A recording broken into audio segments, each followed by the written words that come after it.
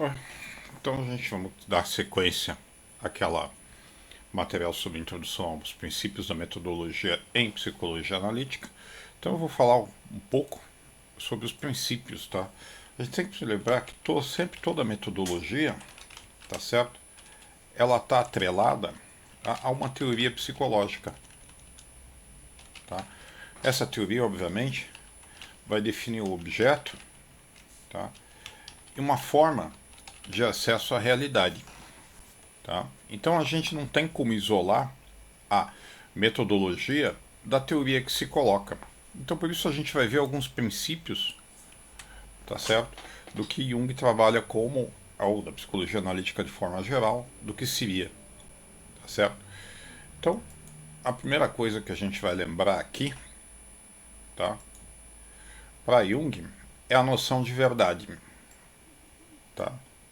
A gente vai lembrar que normalmente toda noção de verdade ela está ligada a, tradicionalmente, na ciência positiva, a uma ideia de uma cópia ou uma adequação ao real. Para Jung, isso já se altera um pouquinho, tá certo? Jung segue um pouco a visão romântica, a gente iria hoje em dia, talvez seria uma visão psicológica, que toda teoria, toda ideia psicológica, na realidade, parte do indivíduo e representa, de certa forma, uma confissão sobre o próprio indivíduo, tá certo? Nesse sentido, ela, verdade, parte do indivíduo e nunca há uma neutralidade, há sempre um ponto de vista.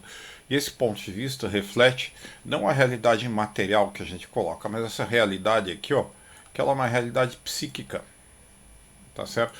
Para Jung, então, essa noção de realidade psíquica seria aquilo que movimenta a psique, seria que está ligado ao afeto, que obviamente vai essa movimentação vai gerar representação, que vai gerar as teorias, que vai ter essa verdade. Essa verdade, então, está exatamente ligada ao quê? A essa realidade psíquica ou essa experiência psíquica. Tá certo? Então, aquilo que as pessoas, de certa forma, consideram como verdade, tá certo? Reflete essa parcela da experiência psíquica do sujeito. Tá claro? Tá? E nesse sentido também todas as diferentes teorias psicológicas, dado aquelas movimentos sujeitos, as que as pessoas estudam, ou seja, têm libido investida nelas, tá? Elas refletem e representam parcelas da psique, parcelas dessa verdade subjetiva, que é uma confissão pessoal, que está ligada à experiência psíquica. Então as teorias psicológicas refletem parcelas da verdade, mas nunca toda a verdade. Tá? Então, Jung, nesse sentido, a gente não tem como abarcar. Lembrando vocês que para Jung, né, tá certo? O inconsciente é sempre maior que a consciência. Tá? E se a experiência psíquica ela é do inconsciente, então a teoria não tem como refletir toda essa psique. Tá? E voltando a isso daí, como a teoria psicológica, a metodologia, ela é alguma coisa da consciência, então ela vai ser sempre parcialmente objetiva, ligada à realidade, ao mundo, e parcialmente subjetiva, ligada ao próprio sujeito e também ao próprio inconsciente dele. Tá? Então, isso a gente pode colocar primeiro nessa noção, tá certo? Então, a gente já tem uma teoria que ela é parcial, que ela reflete a experiência psíquica. Então, isso vai gerar também uma metodologia que também não é estrita, não vai ter uma. Tá certo? E quando ele vai construir a teoria dele, ele utiliza alguns princípios básicos que a gente sempre coloca, tá? Que é uma leitura do Jung a partir quando ele faz a distinção dele em relação à psicanálise. A primeira dos três princípios básicos, que a psicologia analítica é hermenêutica interpretativa. Essa teoria tem um finalismo, né? E existe um instinto religioso ou luminoso na psique. Vamos definir cada um pouco o que seria isso daí.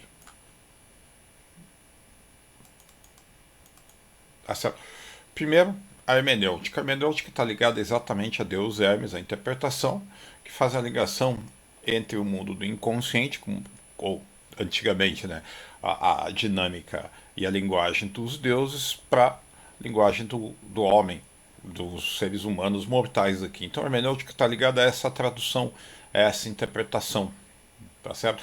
Isso implica o quê? A primeira coisa é que a gente não tem, voltando àquela noção, a gente não tem fatos, tá certo?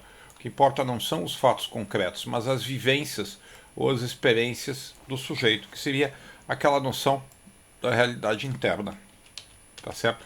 Então, considerando que não há fatos, o que vai importar exatamente na realidade psíquica sempre sentido ou significado, que para a gente acessar, a gente tem que interpretar por isso a hermenêutica. Tá?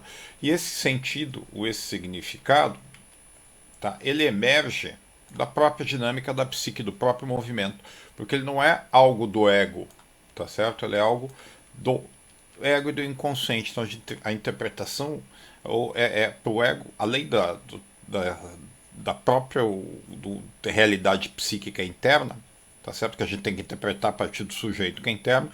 Existe uma outra interpretação que é o sentido geral da dinâmica da psique, tá certo? Que se liga entre inconsciente e a consciência, tá certo? Por isso que se coloca aqui, é necessário sempre interpretar, tanto porque o ego tem uma vivência subjetiva, quanto o sentido, o significado ultrapassa através do ego, tá certo? Naquela noção do self, do Jung. Então, ela é sempre, tá certo? Ela é sempre uma questão hermenêutica. Isso vai representar na pedotologia, que a gente não vai trabalhar, obviamente, com os fatos em si, vai tentar interpretar. O segundo momento, essa interpretação, está ligado ao que Jung chama finalismo, tá certo? A metodologia de forma da ciência tradicional, ela é causal, relações de causa e efeito. O passado determina o que se coloca aqui, tá certo? Para Jung, que vai recuperar o romantismo, tá certo? Existe uma progressão, existe uma dinâmica, ou seja, existe um movimento em direção a uma meta, um sentido, tá? Então a psique ela tem o que chama o finalismo. Da interpretação faz parte a gente definir exatamente, interpretar aonde ele vai. Nesse sentido, a gente, concepção junguiana romântica da natureza, tá certo? Que a natureza tem um movimento, ela é criativa, generativa.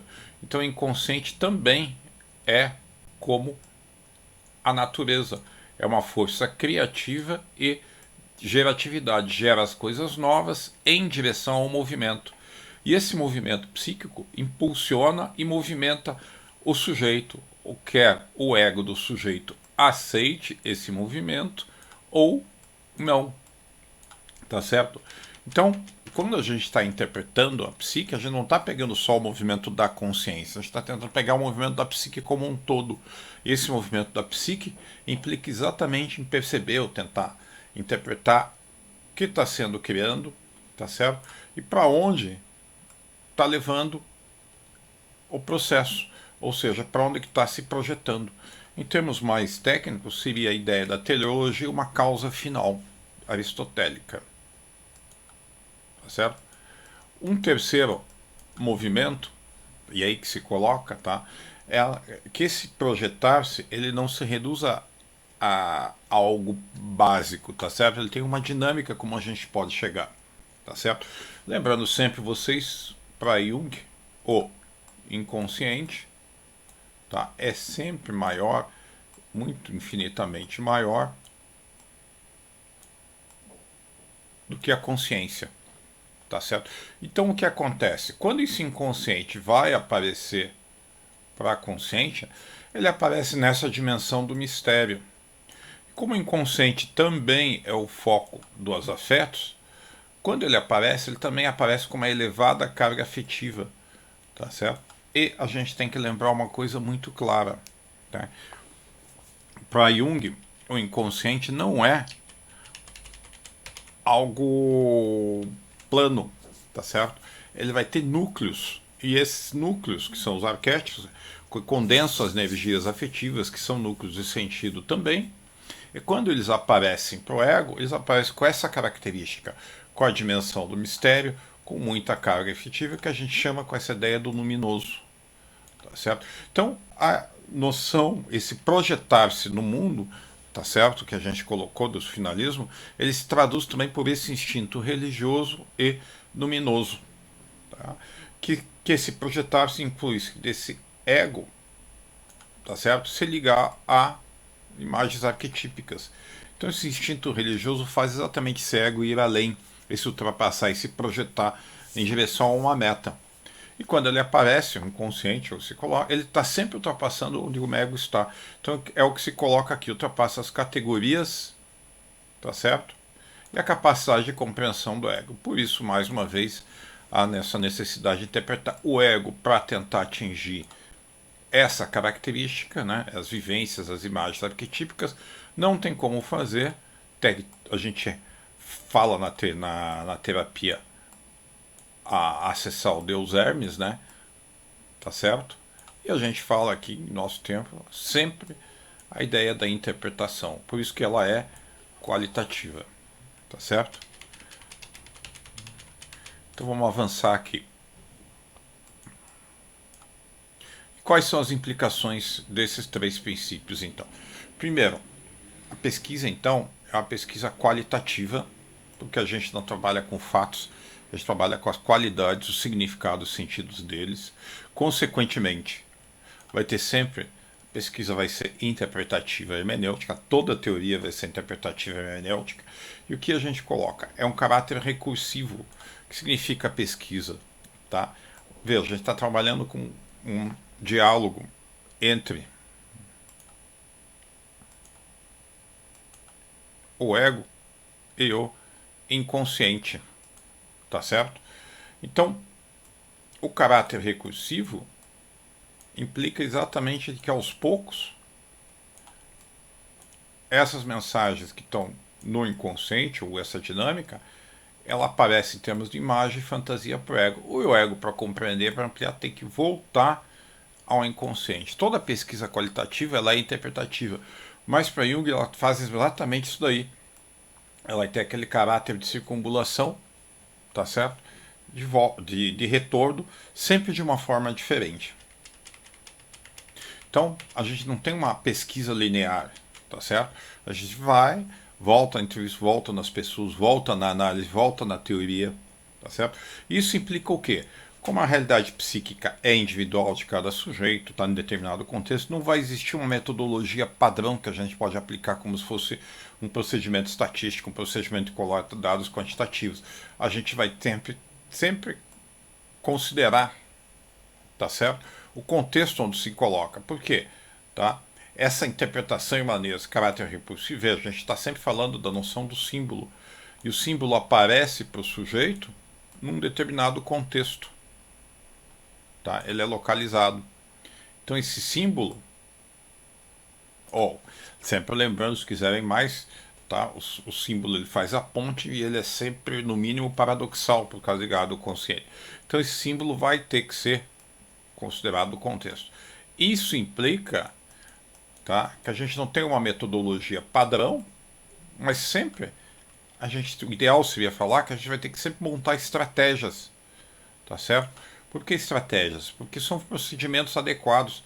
A partir, obviamente, das metodologias, a gente vai compor uma. Ou seja, são estratégias de coleta de dados ou de informações, e elas vão ter que ser contextualizadas, então a gente vai ter que também ver como é que vai ser a análise. Tá? E voltando, como é um diálogo, como é individual, como a parcela, as teorias elas refletem o pesquisador, a gente sempre vai ter que ter essa ideia da implicação do pesquisador nesse processo. Tanto que o Romanich fala, né, da ideia do pesquisador ferido, assim como na clínica tem curador ferido, tá? Aqui a gente vai ter a implicação do pesquisador ferido. E a gente vai ter que lembrar então isso, que vai ter sempre uma subjetividade implicada nessa construção. Óbvio, devido exatamente à realidade psíquica que se coloca, né? Tá? Então, algumas considerações que a gente sempre vai ter que levar, que a análise e os objetivos para todas as pesquisas vão depender do marco teórico. E o marco teórico se transforma, tá? A gente vai alterando ele. Nesse sentido, não há um dogmatismo muito explícito, tá certo? Vão existir múltiplas perspectivas teóricas, tanto da psicologia quanto da própria psicologia analítica, para se colocar. Consequentemente, a gente vai ter uma diversidade nos métodos de coleta, maior fã das estratégias, né, de coleta e de análise de dados, E é importante, então, para a gente poder se colocar, né, falar, ou não ficar muito preso nisso daí, a gente fazer o que a gente chama, que alguns autores chamam de triangulação dos dados, que é o confronto com a realidade, a comparação e o confronto com diferentes perspectivas, ou diferentes perspectivas tanto de coleta quanto teóricas próximas, tá certo? Que seriam essas diferentes perspectivas? Então você tem o dado que vai emergir um determinado conhecimento, uma determinada teoria, uma determinada conclusão. Você tem o grupo, por exemplo, você tem o indivíduo, você tem a teoria, você tem as formas de coleta disso que pode ser entrevista, você pode ser uma coleta a partir de uma etnografia, pode ser material coletado em termos de produções do grupo, produções teóricas, produções, filmes, análises, desenhos, peças de teatro. Então você vai compondo, porque aquela ideia que aquilo que a gente está pensando, a finalidade, o sentido, o símbolo, né? Ele vai emergir essas perspectivas, né? Elas são diversas. Então a gente vai tentar, muitas vezes, óbvio que a gente escolhe uma, mas a gente compara com essas outras perspectivas, que são tanto perspectivas teóricas quanto perspectivas de manifestações daquilo que ocorre. Tá certo? E a gente lembra então, que o sentido não é dado a priori, tá? O significado, ele emerge, tá certo? Dos dados que você coleta da realidade a partir do trabalho. Esse trabalho é sempre um confronto entre o eu, você próprio, né? A teoria, a realidade e a forma também, obviamente, como você acessa a realidade, que é a sua própria pesquisa. Então a gente está sempre fazendo essa confrontação. Isso implica, então, tá? Como o método vamos lembrar, a circunambulação junguiana, também se tem na teoria, se tem no próprio sujeito, se tem no mundo, uma revisão e uma reformulação contínua desse trabalho. Isso que todo trabalho qualitativo é assim, mas Jung tem. Então é quase como se a gente começasse aquela ideia da espiral. Tá certo? Então, lembrando aqui, o que eu chamo de triangulação? Diferentes métodos de coleta de dados, que a gente pode se contrapor, a gente pode contrapor com distintas populações, diferentes perspectivas teóricas e diferentes momentos no tempo. É óbvio que muitas vezes você vai escolher um modelo, uma população, uma perspectiva e um elemento no tempo, mas a tua conclusão ela pode ser confrontada, colocada em diálogo com todos eles, tá certo? Isso obviamente serve para consolidar as suas conclusões a respeito do que você está sendo investigado, tanto pela comparação e coloca, voltando a insistir novamente, o sentido vai emergir do seu trabalho e isso vai sempre exigir uma reformulação contínua. Tá certo? Então depois a gente vai na sequência falar um pouco dos outros métodos de coleta de dados.